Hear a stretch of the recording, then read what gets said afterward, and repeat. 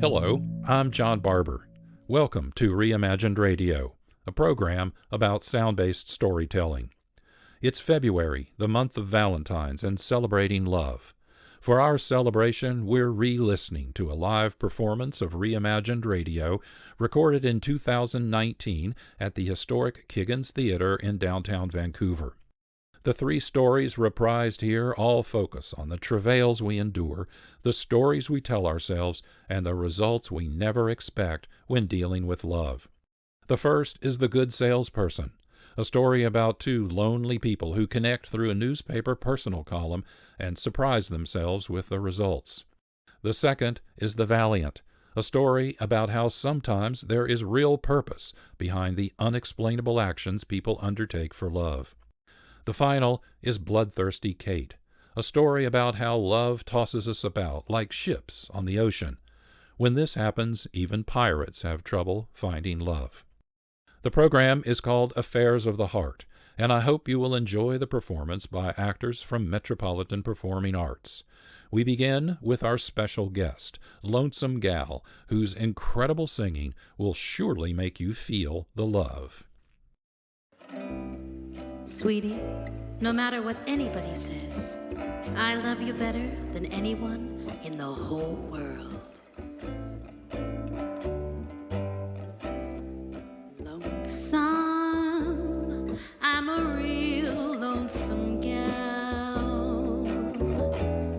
I can't stop feeling lonesome. Heaven knows when I shall. Hi, baby. This is your lonesome girl. Have a couple of minutes to visit with me before you get involved in your evening? You better have, or I'll be very disappointed.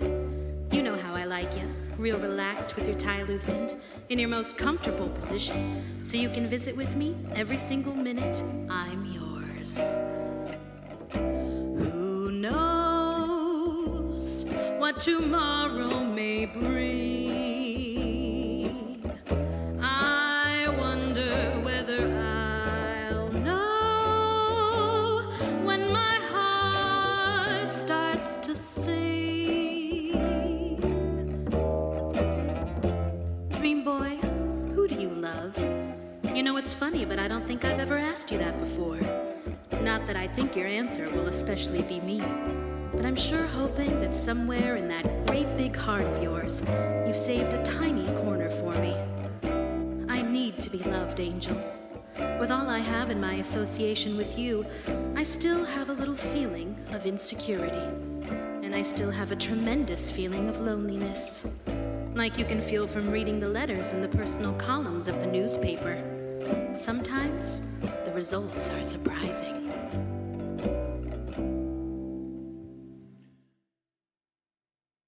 My name is Vivian Wilson. I live in Vancouver, Washington with my sister Sarah, who is younger than I am, though she's married and has 2 children. I suppose I should really have been the younger sister, because Sarah's quite the older sister type, and I'm afraid, well, I'm shy and unattractive. It's a nice city we live in, but I'm lonely, terribly lonely. And the awful, wasteful, unnecessary part of it is that all around are thousands of other people just as lonely as I am. If you only knew how to reach each other. I suppose that's why I started reading the personal columns of the newspapers, where people tell their troubles and ask for advice, trying to understand the stories that lie behind those few lines signed John, Ruth, or Mother. And I think it's silly and undignified. No, it isn't, Sarah. It's interesting. Prying into other people's affairs? Oh, no, Sarah. I just like to try to sort of make up stories to go with the little ads. Look, here's a girl in Kansas who says... For heaven's sake, Vivian. She says... I'm not interested in her problems out in Kansas. We've got enough on our own here, like the mending and... I'll help you with the mending, Sarah. Well, I wish you would, with the youngsters. How long does it take mail to get to South America? What? Listen. Have pity on a lonely young American. Listen, Sarah. A lonely young American mining engineer in the jungles of South America. I'm dying of boredom. Please, somebody write to me. Richard Marshall, General Delivery, Montaluna, Venezuela. You are not going to start writing to these people now, are you? For goodness sake. Oh, Sarah, can't you understand? You've got all your married friends, your bridge club, Albert and the children. You've got dozens of things to keep you busy and occupied, but I haven't, and I'm lonely. Well, even so, you're hardly in a position where you need to write to perfect strangers. You're not going to write him, Vivian. No, I guess not. October 20th. Dear Mr. Marshall, I'm glad to write to you, and perhaps I'll write you again if you send me a nice letter in return. Life in Vancouver can be boring, Mr. Marshall, but I can't understand anyone being bored in South America. Please tell me about it. Would I like it there? And tell me about yourself, too. Very truly yours, Vivian. Oh, heavens no, I don't dare sign my own name. What would be a good name? Yes, Betty. Very truly yours, Betty Wilson.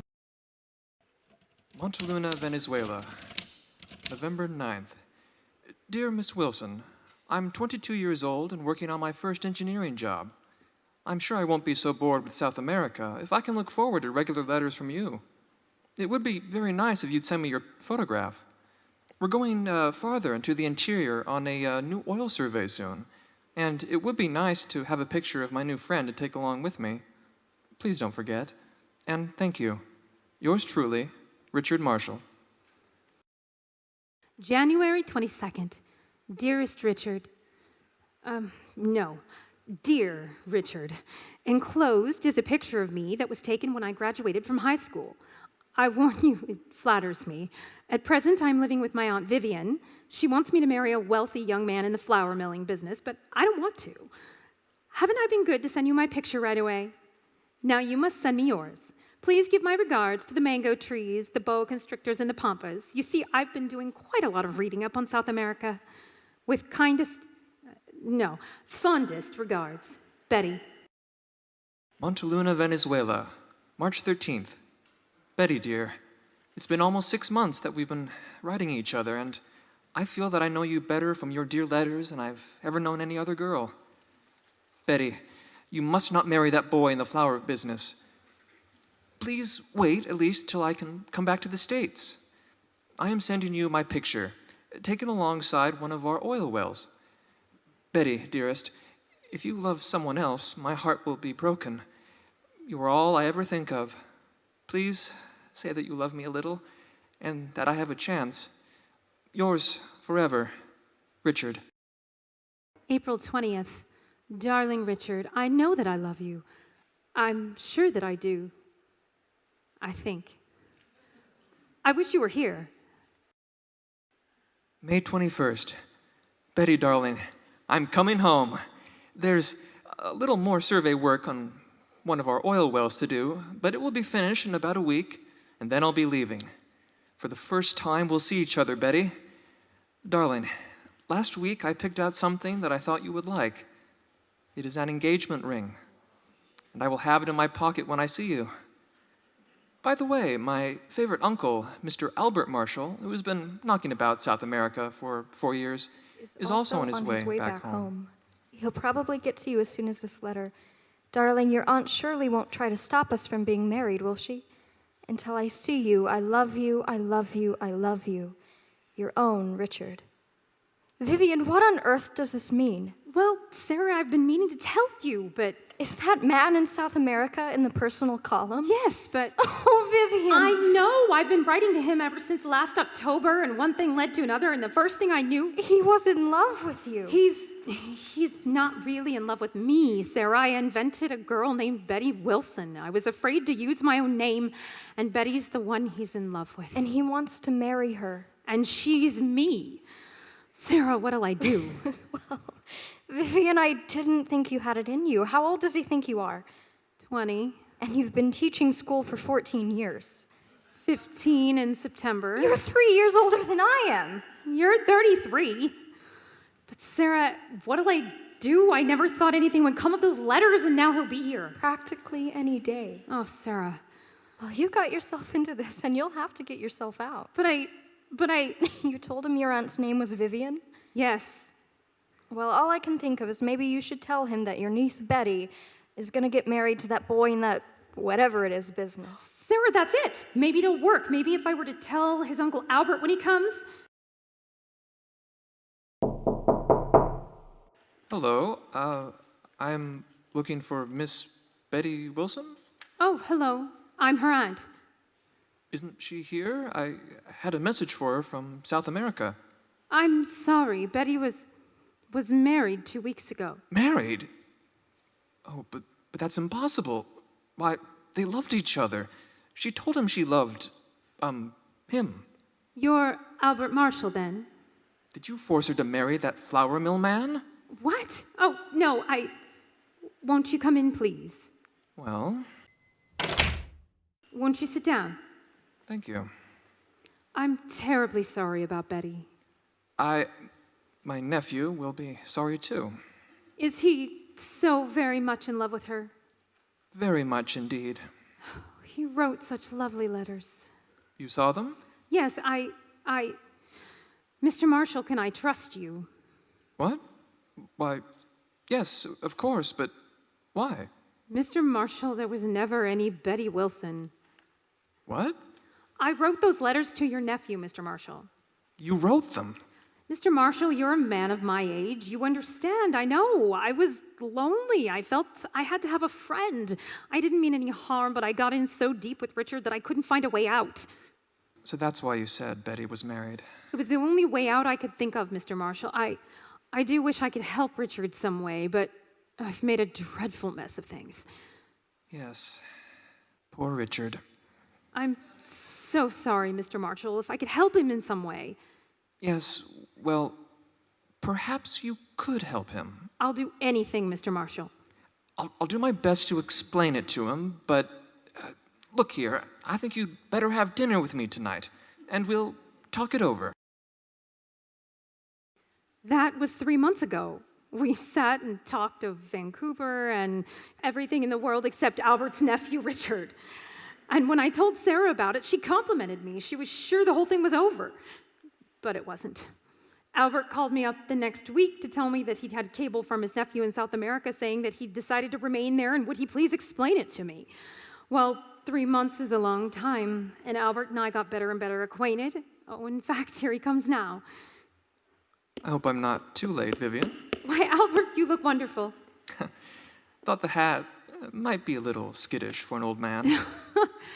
But it's all right for the occasion. It's wonderful. Where do we go? Right around the corner. There, see the window? Mm-hmm. Excited? A little. You? Well... Yes, sir? Well, I'd like to, apply for, A marriage license?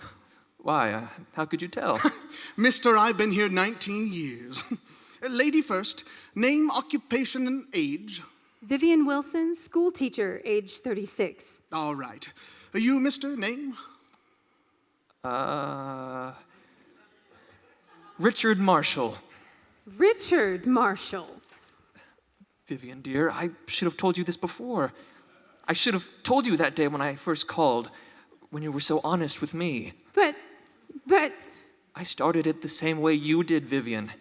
I was lonely too.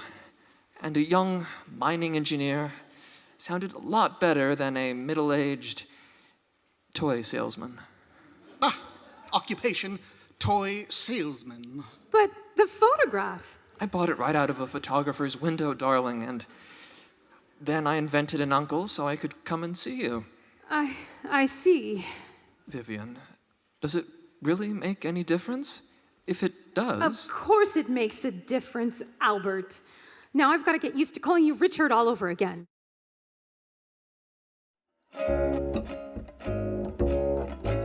Angel, wouldn't it be wonderful to be blessed with profound wisdom along the lines of life's most important subjects? I would love, for instance, to be able to give a logical explanation for all the strange and unusual things people do when they are in love. There is really no reason for a person to stumble blindly off a curb or make his exit in familiar territory through a closet that's filled with brooms and dustpans. And it doesn't make sense to me to have your heart beat so fast that you feel like you're going to faint just because a person enters a room. Yet, it happens.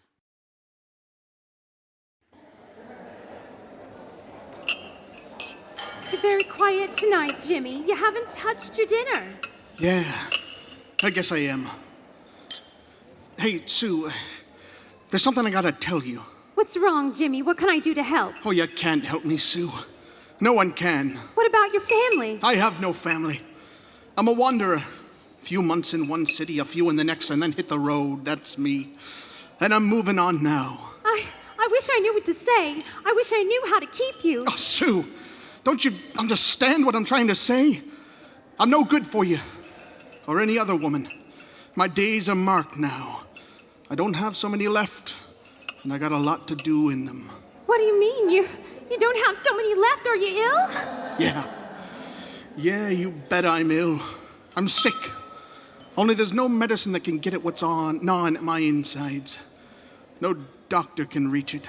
Oh, Jimmy, I wish you'd let me help you. I love you so much. I wish you'd let me help you. No, I'm taking you home, and I'm saying goodnight and goodbye. And that's it. And then where are you going, Jimmy? Well then, Sue, honey, I'm gonna kill a man. Extra, extra. Read all about the big murder. Extra, extra. I hope you don't mind me bothering you like this, Miss Rogers. My name is Claire Paris. I've come to see you because I think you might be able to help me find my brother. I don't understand. Well, my brother ran away from home over 10 years ago. We've never heard from him since. My mother saw the pictures of James Dyke in the papers, and she's sure he's Jimmy. She says the resemblance is very striking. I'm not sure myself because I was only 9 when Jimmy left, and I don't remember him too well. Jimmy can't be your brother. He's no family. I know, that's what he said in court, but Mother thinks he might just be covering up so as to not disgrace us. And then when we saw your picture and read that you and he had been engaged, we thought you might be able to help. But he can't be your brother. He always said he never had a home or a family. I can't go home with at least seeing him. You can't possibly see him. You see, my dear, he's being executed tonight. Tonight? But I've got to see him. You see, there's another reason. The man James Dyke killed was the man who ruined my father in business. He was responsible for my father's death. The man who ruined your father in business? You're sure? I'm positive. Then come on, we've got to see the governor right away. Sit down, Dyke. This is the last chance I have to ask, and the last chance you have to answer. Who are you? I'm James Dyke, murderer. That isn't your real name, and we know it. You're not gonna execute a name, you're gonna execute a man. What difference does it make whether you call me Dyke or something else? You're a completely new animal to me, Dyke. We've never had a man in here before that no one could find out anything about. Even that girl you were engaged to didn't know who you were. I told you who I am. If you don't believe me, that's your tough luck. Do you want to make any statement? No. I guess I've said everything. I killed a man, and I'm not sorry for it. That is, I'm not sorry I killed that particular person. He wasn't fit to live. It was my duty to kill him, and I did it. I'd never struck a man in anger in all my life, but I knew a long time ago that if I ever found that man, I'd kill him. And I did it. Deliberately, intentionally, and very carefully. I knew what I was doing, and I haven't any excuse. That is, I haven't any excuse that satisfies the law. I wouldn't even try and give him one. I learned pretty early in life that whatever you do in this world, you have to pay for in one way or another. And if you kill a man, well, the price you have to pay is this. All right, I'm gonna pay it. All right. I've said my say. One more thing. Here's the $2,500 the newspaper sent you for that phony story of your life you gave them. What shall I do with the money? Well, I don't know. I'll think about it. And Dyke, there's a young woman outside in the anteroom. She's just come to see you. Do you want to see her? Not particularly. What does she want? She thinks maybe she's your sister. She's come 200 miles to find out. You don't have to see her. It's up to you. 200 miles, huh? 200 miles? Yes. She's got special permission from the governor to talk to you. That is, with my approval. Well, okay, Warden. However you want to do it, but I have no sister.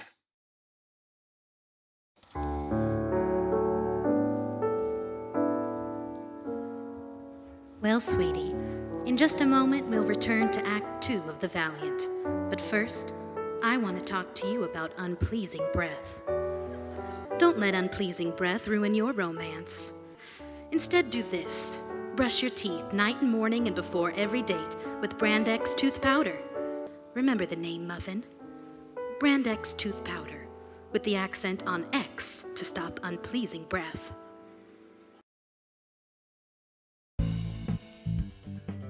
You are listening to Reimagined Radio. The episode is called Affairs of the Heart. I'm John Barber. So far, you've heard The Good Salesperson and Act 1 of The Valiant. We will continue with more stories about love and more from Lonesome Gal after these words from our sponsors.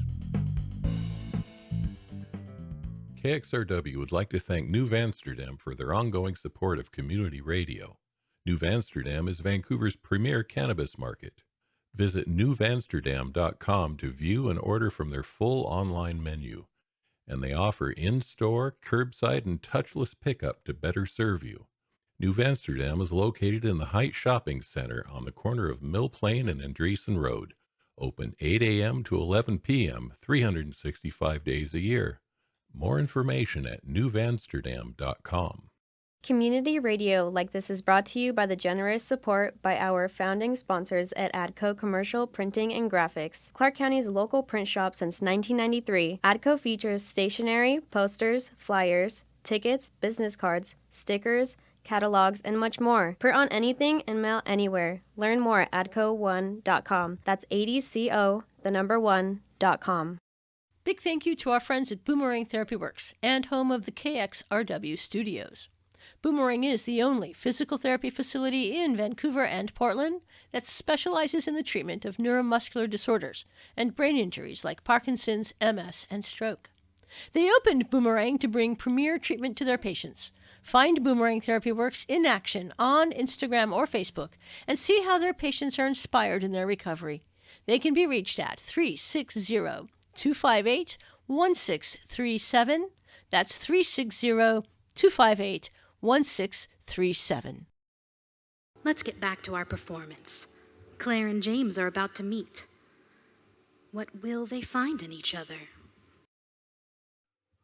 Well, Miss Paris, I'll be very frank with you. I don't think you'll have much success with the prisoner, James Dyke, but he is willing to talk to you. Thank you, Warden. I'm very grateful.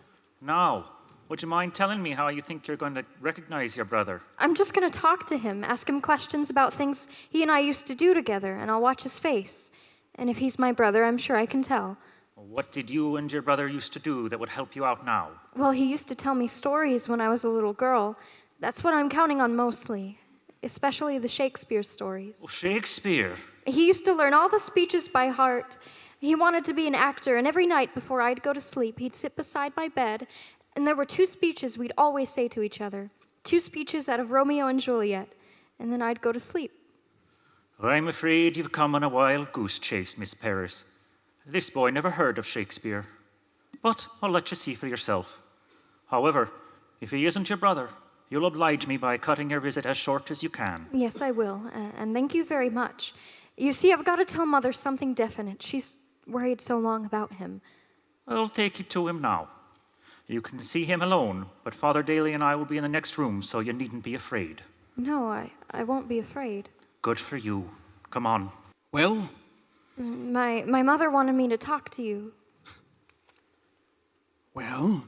You see, we hadn't heard of my brother Joe for such a long time. Mother thought, after what we read in the papers... You thought I might be your brother Joe, huh? Yes. Well, you can easily see I'm not your brother, can't you? Is your name really James Dyke? Yeah, that's my name. Miss, you don't think I'd lie at this stage of the game, do you? No, I don't think you would. Where do you come from? I mean, where were you born? Up in Canada. But I've lived all over. But didn't you ever live in Ohio? No, never. What kind of work do you do? What was your business? Oh, I've been about everything a man could be, except a success. Do you like books? No, not very much. Oh, how about Shakespeare? Shakespeare? Are you kidding? No, my brother liked Shakespeare. Huh. Did you ever want to be an actor? Me? Nah. I hope you don't mind me asking so many questions. No, I don't mind. I gotten used to questions. Do you know any poetry? Very little. Do you know this? Thou knowest the mask of night is on my face, else would a maiden blush bepaint my cheek for that which... You don't know it? No. Tell you the truth, it sounds a bit silly, doesn't it? Good night, good night. Parting is such sweet sorrow that I shall say good night till it be morrow. What comes next? I don't know. What does? I'm sorry. You're not Joe, are you? Uh-uh. I'm sorry I bothered you, but I had to come find out. Thank you for seeing me. Goodbye. Hey, wait a minute. Just don't go yet. You know, I'm surprised your mother sent you on such an errand instead of coming herself. Well, she's very ill. Oh. It's all from worrying about Joe. Well, when you tell her I'm not her son, that'll make her feel better, right? Her son isn't a murderer. No, I don't think Mother will ever really be well again until she finds out for certain where Joe is and what's become of him. Yeah, I can understand that. Say, what's your name? Claire Paris. Claire Paris, huh? Mm-hmm. It's a pretty name. Sort of unusual, isn't it? Paris. Say, I've heard it somewhere, too. Oh, well, it's just like the name of the city in France. Yeah. And your brother's name was Joe? Yes. Uh-huh. Joe. Joseph Paris. Hey, I know that name. Wait a minute. What was that boy's name? Wait a minute. I think I got it. Joseph Anthony Paris. Yes, that's it. That's his name. How do you know it? Oh, wait. Gee, I'm all excited. Okay, listen carefully to what I say. And don't interrupt me because we've only got a minute. Uh-huh. And I want you to get all this straight, see, so you can tell your mother. Now, you see, when the war came along, I enlisted and I went overseas with the Canadians. You knew Joe. Wait now.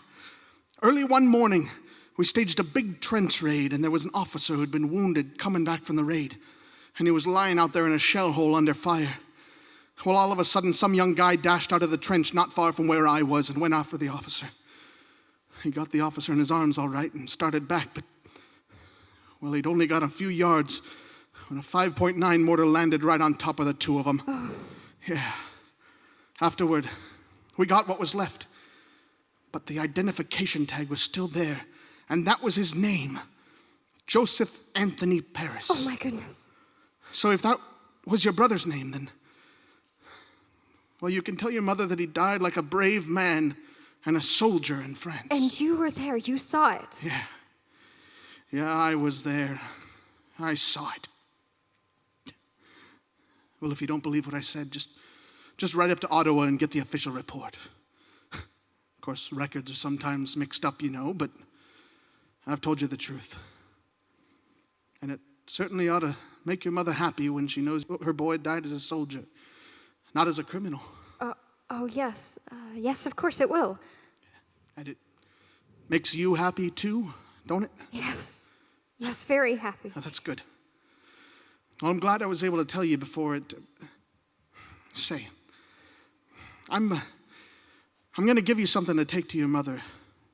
Here, you take this envelope to your mother from me and tell her it's from a man who was in France and saw your brother die. So it's a sort of a memorial for him, huh? Oh, no, we can't take this. I want you to have it. I've nothing to do with it myself.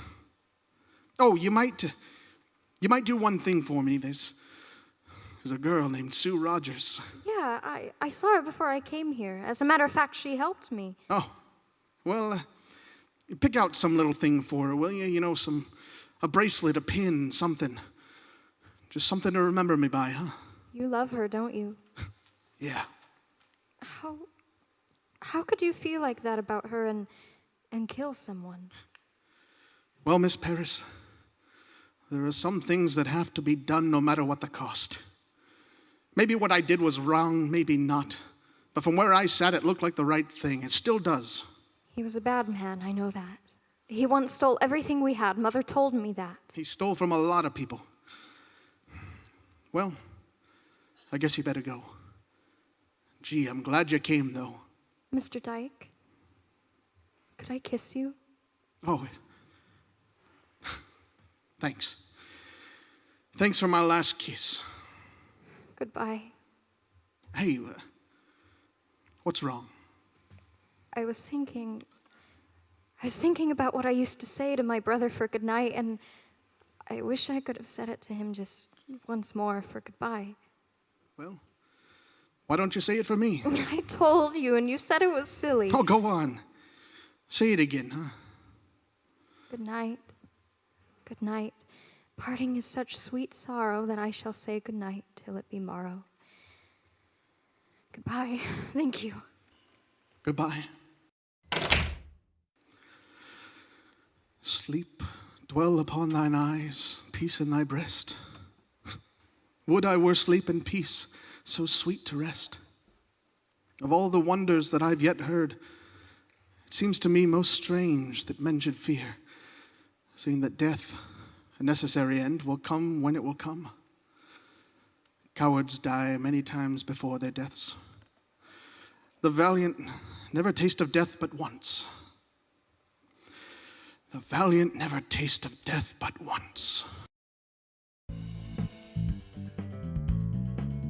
This is Reimagined Radio. I'm John Barber.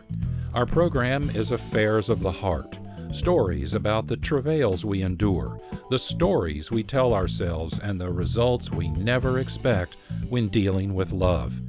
You have heard the Good Salesperson, the Valiant, and of course, Lonesome Gal, our special guest. Our next story is Bloodthirsty Kate.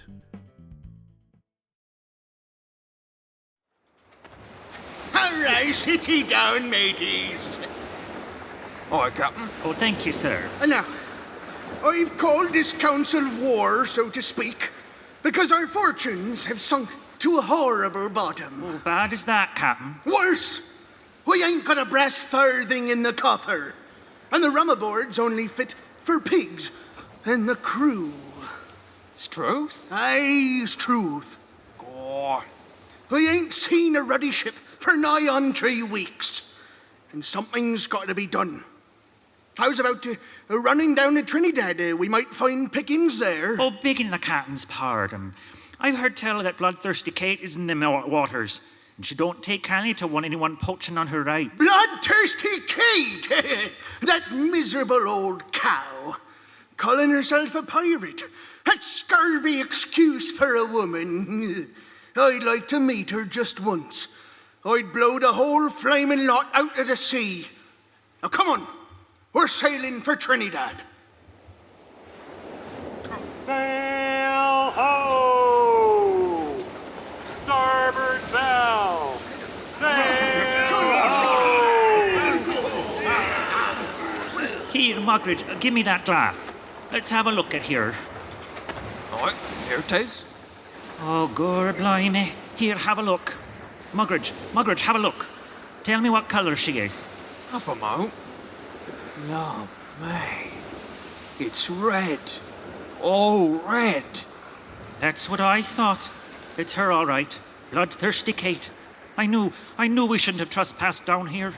We're in for it now, and no mistake. Oh, what is it? What is it? Starboard, Captain. A red ship.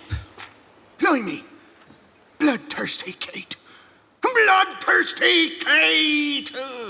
Aye, men! She's bound to be loaded down with ransom. Gold, silver, precious jewels. Good rum. What a prize, eh? What a prize. Bloodthirsty Kate. Look at her, men. She's too big, too clumsy. We'll rake her across the bow and give her a broadside that'll make her strike. All right, bullies. Pass out the cutlasses, pistols, run up the Jolly Roger, and let's have a do. Gun crews to your stations!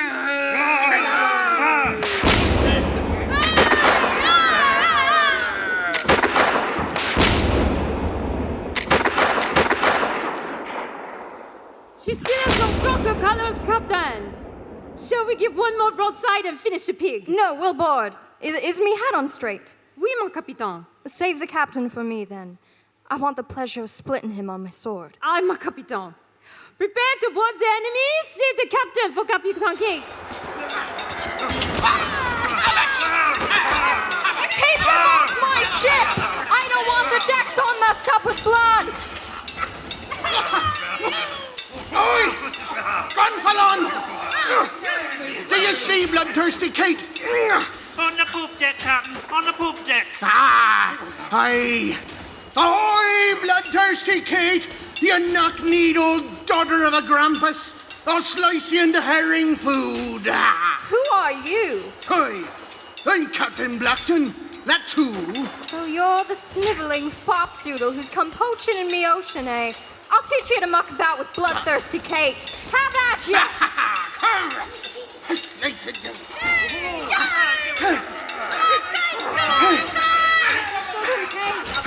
I've beat him, and I've loved him, but I never thought I'd have the pleasure of carving up a woman. Oh, you greasy bit of blubber. I'll use your head as a mop to swab the decks when I'm finished with you. Mon capitaine, we have once a day. The ship is ours. Your orders.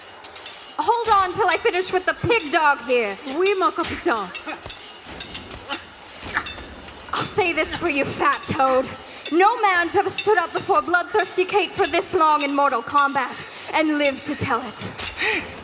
I never had no mortal combat with a woman before. You rancid old saddle of mutton. But there's not been a man fought against me as well, nor as long. Mon capitaine, I beg to inform you that our crew has returned to our ship. It is no longer safe to stay here. The ship is sinking. The decks are awash. Hold your sword a minute, Blackton. Blimey, it's the truth. My poor old tub's done for. She's going down. We'll get aboard my ship and I'll finish you off there. No. Rules is rules. When I beat you, I take over your ship and your crew. I never said you nay to that. What about me own blinking crew, hey?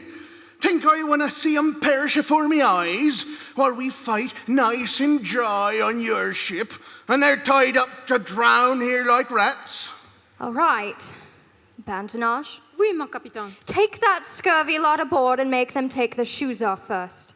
I don't want my nice clean deck covered with all their nasties. And fetch me another pair of stockings. These has got a rip in them. Bien, mon capitaine. It will be as you wish. We'll finish this where it's dry, Blackton. Me feet's getting wet, and I always catch me death of cold when me feet's wet. Come on, before we have to swim for it. Are you ready to continue, Blackton? I am. But first, the rules. Rules is rules. Until you best me fair, you ain't got no more rights than I have. Them's pirate rules, and you know it. Have I offered to deny it? Matter of fact, this ship and your whole bloomin' crew belong to me and my crew when I finished with you. Don't you worry your scurvy head about that or anything else, Blackton. When I throw your carcass overboard, your crew goes with you. And that's an end of it. All right, you fish-faced old hag. We might as well get it over with. Do your worst! Have at ya! Sail on the starboard quarter! Hold on! Blackton, I've got to get a look at this. What do you mean, you got to have a look? We got to have a look. I'm captain too, you know. Ahoy! Bandanage, can you make her out? It appears to be a warship, mon capitaine. A ship of the line, our adventure. Looks like it, don't it? Frigate from the cut of her. And I say, ship of the line. Frigate. Well, I ain't hanging about to find out. All hands make sail! Hoist the mainsail and top gallants! Aye, to whom are you giving orders? My crew. And how about my crew? Put them up with mine. Not that they'll be worth a hang. Well, supposing me and my crew don't choose to run. Supposing we choose to stay and fight. You off your nut? There's a whole squadron mucking about in these waters. Suppose that's the leader. Aye, but suppose it ain't. I could do with another ship. And until you finish me off, which you ain't likely to do, seems to me we ought to have a go at yon vessel. I ain't gonna stand here and argue, Blackton. I've got as much rights as you have. You agreed to that. I'm captain, Pro tem, same as you. What are you gassing about, pro tem? Oh, that's education. What I have, and what you have not. Pro tem, temporarily, for the time being. Well, we ain't gonna be temporary for long, nor anything else. The Royal Navy's coming up fast, and if you'd open your nasty, squinty little eyes, you'll see she is a ship of the line, and we're clearing off. With your permission, Captain. Bandinage! We'll steer off for Grenada! Aye, aye, mon capitaine. Cool. 30 guns aboard and afeard of a great oak like that. Cool. Well, we won't have to worry about the Navy for a bit. I've got the fastest ship in the Caribbean, and that's a fact. We've got the fastest ship. Aye! You at the wheel! Keep your luff! She ain't no quarter bloody master. I'm gonna put one of my men at the wheel. Never seen such carelessness. Look at her sails. What's the matter with them? Oh, look at 'em, that's all. Flapping all over the place like washing on the line. Oh, well, what can you expect with a woman in charge? No discipline, no idea of seamanship. They look all right to me. Call yourself a sailor, Gor. Oi, Gunfalon. Aye, Captain. See them sails? Aye, sir. What do you think of the way they're set? It wouldn't be polite to say in front of a lady, sir. Well, put 'em to rights. With our crew, not hers. Aye, Captain.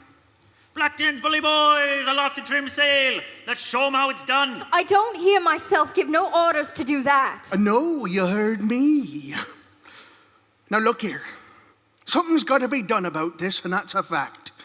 There ain't no ship afloat can be commanded by two captains. Tain't in the nature of things. It's my ship. How many times must I tell you, it's our ship, Pro Tim. Until we settle it. Either you beat me, or I beat you. Well, then I say let's finish it quick. Pistols at 10 paces, how's that for you? I couldn't be happier. All right, so be it. Bandinage, bring up them dueling pistols I took off the Spaniard in Panama. Dueling pistols? Oh, begging your pardon, Captain, but you can't hit the side of a galleon with no pistol. Hold your tongue, Galfano. Aye, aye, mon capitaine. And how's about a drop of rum before we begin, eh? I'm fair parched. And Bandinage, bring some rum. Aye, mon capitaine. Now do me the honor of casting your eyes aloft. That's the way to set a sail. I always say, takes a man to do a man's job. Meaning? Well, you're a female, and your crew behaves like a lot of blinking females. Though seeing as how they're led by one, it's human nature, I suppose. Who defeated who in battle? Whose ship defeated whose? Oh, that. It's nothing. Look, I'll admit, my ship wasn't much. Heavy in the head. Not enough guns, but it wasn't no seamanship that won for you. Just luck. Sides which, I had it planned that way, to attack you, so I could take over your ship. I had it planned. Oh, you're a ruddy marvel. I've never heard such a spouting of drivel in me life. When I blow your head off, I'm gonna have it mounted in me cabin so I can look at it and be happy I was born a woman. The pistols, mon capitaine, and the rum. All right, is me hair done up all right? Beautiful, charming, mon capitaine. Women should always look her best no matter what. That's what I always say. Come on now, Blackton. Have your last drink, because the next thing you'll be tasting is salt water. Well, I'll drink a toast to you then, Kate. You're only a woman, and, well, not much to look at that. But you're not afraid to die at the hands of a marksman such as myself. Oh, he's got a gullet like a hippopotamus. Give the bottle over before you drain it. That's a lovely drop of rum, that is. Here's to you, Blackton. I'll have more pleasure doing you than I've had since I strung up the Spanish Admiral at Portobello. All right. Take your choice of pistols, Blackton. It don't make no difference to me. Well, I'll have this one. All loaded. Fair? Of course they are. All right. Sure you want to die this way? No hard feelings? No hard feelings. I hate to do it. Don't seem fair somehow. What? Well, I'll admit you're not bad with a cutlass, but you haven't got a chance with pistols. That's my hard luck then, ain't it? Here, Bandinage, you count us 10 paces. Oh, oui, mon capitaine. It's a shame. What's a shame? You could have stayed at home like a decent woman. Had babies. Been a loving wife to some hard-working man. Then I wouldn't be in the dreadful position of having to commit cold-blooded murder. You wouldn't have minded doing murder with a cutlass. Well, that's different. It's sporting-like. This is murder. I'll tell you straight, I don't like it. Gives me the queasies in me belly. Don't worry, I'll shoot you in the belly. It'll make your queasies feel better. Start counting, Bandinage. 1, 2, 3, 4, 5, 6, 7. No, stop. I can't do it. I can't, that's all. What do you mean you can't do it? Murder. That's what it is. And Cotton Blackton draws a line at murdering a woman. Here, I drop me gun. Shoot me. Go on, shoot. It ain't in the rules, and you won't have defeated me in honorable combat, but I'd rather you shot me down like a dog than to have to commit murder. Listen, you miserable old barrel of spoiled pork. You know I cannot do that. I'd lose face with my crew. Now pick up your pistol and we'll have another go at it. No. My conscience won't allow it. I look at you and I think of me mother. Bless her poor dear heart. Blast your mother and blast you, Blackton. It ain't right playing on me sentiments like that. Here, Kate. Let's have another drop of rum and talk this over. There's got to be another way. Well, there ain't. One of us has got to be captain and one of us has got to die. It ain't good for the crew. Look at 'em, standing around like a lot of lost children. Fear makes your heart bleed. There, see? That's what your problem is. Children. You got a hidden hunger to fulfill your womanly functions, so to speak. They ain't men and women to you. They're children. Have I got to listen to this muck? Here, have another swig of rum. Kate, I have an idea. What? Well, suppose we left off trying to kill each other. How can we? Someone's got to be captain. We both would be. You're balmy. Here, have a swig yourself. Don't mind if I do. Both of us, Kate. I don't mind admitting, in these past few hours, I've taken a great liking to you. I have a respect.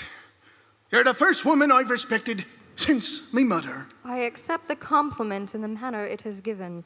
Well, the crew, they need a leader. They need a man, and they need a woman. Your tender ministrations to keep 'em happy as children.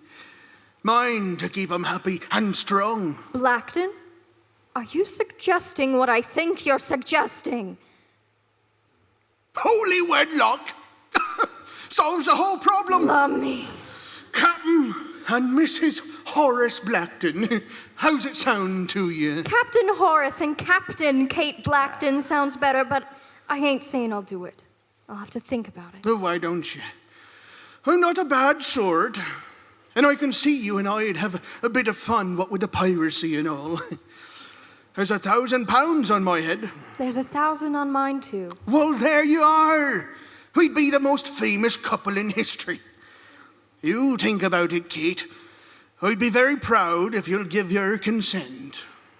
With your permission, Captain, I'll retire to my cabin. My sentiments is all stirred up, and I'd like to gain me composure, so to speak. Your servant, Mum. Oi, Bandinage, help your captain to her quarters and come back. I've got orders for you. Oui, monsieur. Me poor bloody head's all of a swirl, Captain, I do declare. Rest easy, Mum. Your servant, Mum.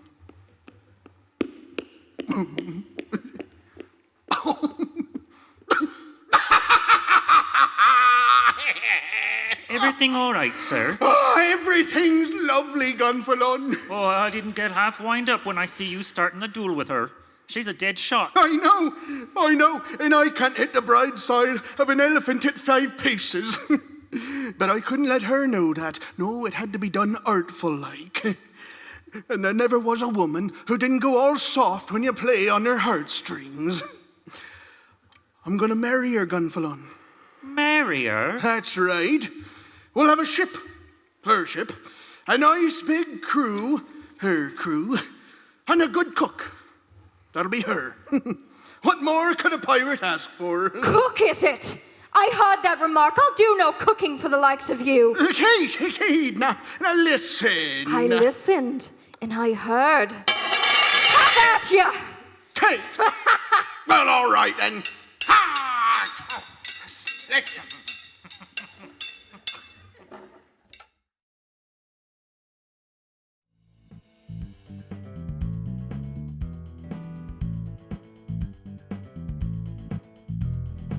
You are listening to Reimagined Radio. Our program is Affairs of the Heart, performed by Metropolitan Performing Arts. Our special guest is Lonesome Gal. This is John Barber. After this short break to thank our sponsors, I'll be back with closing remarks and a final performance by Lonesome Gal. KXRW programming is made possible by the generous support by David Dansky with David's Toys, buyer and collector of old toy trains, including Lionel, Flyer, Ives, and Marcs. He is interested in buying old transportation-related toys as well as toy trains from the late 1800s to the 1960s. David offers appraisals for fellow toy train lovers as well. David's Toys can be reached at 360-576-1602. That's 360-576-1602. Domestic violence is not okay, and it's on the rise, especially now during this time of COVID-19. Domestic violence comes in many forms, such as physical abuse, verbal, financial, sexual, stalking, and technological abuses. If you or someone you know is in an abusive relationship, we can help. The Vancouver Police Department and the YWCA are here for you. You are not alone, even in this time of crisis. You can call the YWCA at 360-695-0501 or call 911 for the police. You can also find helpful information about the Safe Choice Domestic Violence Program at ywcaclarkcounty.org and in Portland at ywcapdx.org. Court-appointed special advocates for children, known as CASA, are volunteers who advocate for the best interest of children who have come into the care of the state as a result of abuse, neglect, or abandonment. You can lend your voice and volunteer with CASA to change a child's story. CASA offers virtual information sessions and training. If interested, now is the time to get involved with CASA and make a lasting difference in the lives of children and families in the foster care system. Clark County CASA is a program of the YWCA Clark County. More information available at casaclarkcounty.org. This is Reimagined Radio, a program about sound-based storytelling. This episode is titled Affairs of the Heart and featured 3 stories: The Good Salesperson, The Valiant, and Bloodthirsty Kate. And of course, you also heard the incredible singing of Lonesome Gal. Our cast included Rebecca Sharp as Vivian Wilson, Sue Rogers, and Bandinage, Ariana Dorenbosch as Sarah Wilson, Claire Paris, and Captain Bloodthirsty Kate, Derek Noland as Richard Marshall, Newsy, and Mugger Ridge, Larry Taylor as Marriage Office Clerk James Dyke and Captain Blackton, Greg Schilling as Warden and Gonfalon, John Barber and Barbara Richardson as Lookouts. Our special guest was Barbara Richardson as Lonesome Gal. Audio recording by Wager Audio, music by River Twain, sound design by John Barber, post-production by Martin John Gallagher, social media by Regina Carroll, social media management and photography, graphic design by Holly Slocum Design. A big thanks to all our listeners who support programming like Reimagined Radio with their contributions. If you would like to help support our efforts, please visit the KXRW.FM website. Scroll down the page and engage with the Donate button. This has been a production of Reimagined Radio. Please visit our website, www.reimaginedradio.net, for information about Reimagined Radio, our performances, and to subscribe to our snappy email newsletter. That's www.reimaginedradio, all one word, no punctuation, .net. This is John Barber, producer and host of Reimagined Radio. Thank you so much for listening. I hope that you will join us again. Until then, take care, keep love alive, and enjoy this final appearance by our special guest, Lonesome Gal.